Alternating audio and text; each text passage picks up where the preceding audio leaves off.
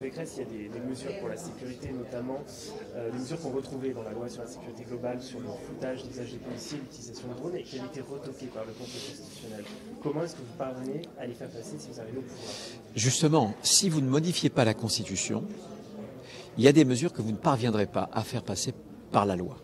Vous en avez cité certaines, mais la rétention de sûreté pour des individus qui sont menaçants, l'expulsion, par exemple, d'individus qui sont des étrangers et qui sont particulièrement, là aussi, menaçants. Vous ne pourrez pas faire ce genre de choses, d'autres aussi, sans modifier la Constitution.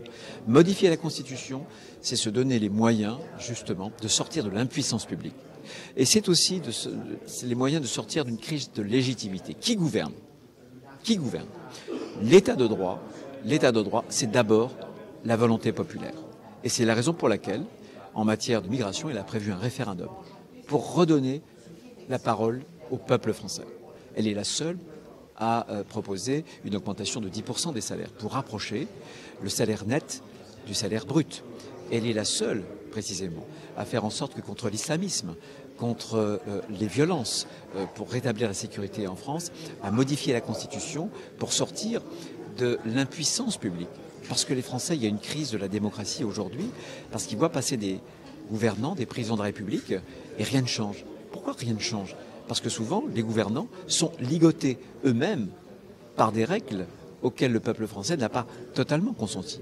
Donc l'idée, par exemple, de faire un référendum sur les questions migratoires, de redonner la parole au peuple, c'est fondamental pour renouer ce lien civique entre le pays et la démocratie, pour dire aux gens, votre voix compte.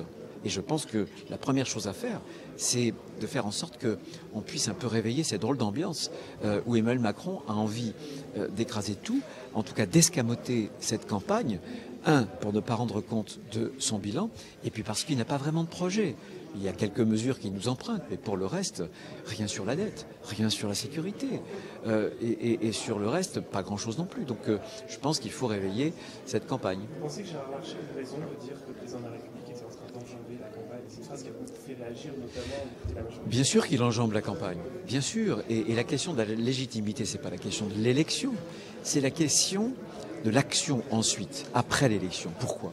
Parce qu'une campagne, c'est pas fait pour répondre uniquement à la télévision, etc. C'est fait pour passer un pacte avec la nation. Si vous voulez faire des réformes, si vous les avez pas débattues dans la controverse, eh bien, si elles n'ont pas été clairement exposées aux Français, leur légitimité sera beaucoup plus faible après. Et c'est finalement une élection sans campagne remet en cause, fragilise un quinquennat. C'est nécessaire, bien sûr, le débat. C'est nécessaire pour la campagne, mais c'est vital ensuite pour réformer la France, pour le quinquennat. Alors, il y a aussi cette phrase que le Canard enchaîné, Libération, attribue aussi à Gérard Larcher, qui aurait dit que la marche serait trop haute pour Valérie Pécresse et qu'il faudrait se concentrer sur le coup d'après, les législatives. Il a répondu ce matin, et Dieu sait si je passe du temps avec Gérard Larcher, jamais je ne l'ai entendu prononcer cette phrase. On a tous les jours une ou plusieurs conversations privées, jamais il n'a prononcé devant moi cette phrase et je ne vois pas du tout dans quelles circonstances il aurait pu la prononcer. Cette phrase, il ne l'a pas prononcée. Il y a une stratégie qui se met en place pour les législatives, c'est l'étape d'après, on réfléchit. Non, moi quand je fais une campagne, je la fais à fond. Et on ne peut pas consacrer son enthousiasme, son énergie, tous ses efforts à un objectif si déjà on se projette dans une autre échéance.